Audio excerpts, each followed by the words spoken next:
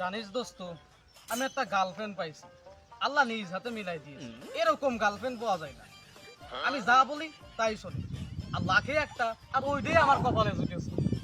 দেখ বন্ধু উমর, গার্লফ্রেন্ড নিয়ে কোনো কথা কবি না। গার্লফ্রেন্ড তো দেয় তাহলে আমারটাই, যা লাগে না কোটিতে একটা। দেখ দোস্ত, গার্লফ্রেন্ডের অহংকার তোরা আমার সামনে করিস না। কারণ গার্লফ্রেন্ডের প্রশংসা যদি করতেই হয় তাহলে আমারটারই করা উচিত। কারণ আমার গার্লফ্রেন্ডের প্রশংসা যদি শুরু করি তাহলে সকাল থেকে রাত পোয়া যাবে, তাও গার্লফ্রেন্ডের প্রশংসা শেষ হবে না।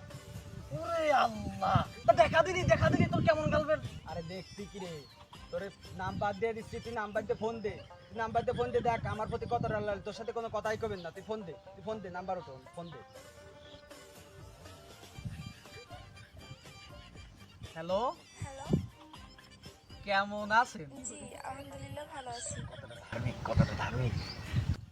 আপনাকে না কিছু কথা বলার ছিল। এত কথা ভালো লাগে না? যদি কাজ করতে চান অডিও কলে 300, ভিডিও কলে 500 একদম। Gusti Mayra!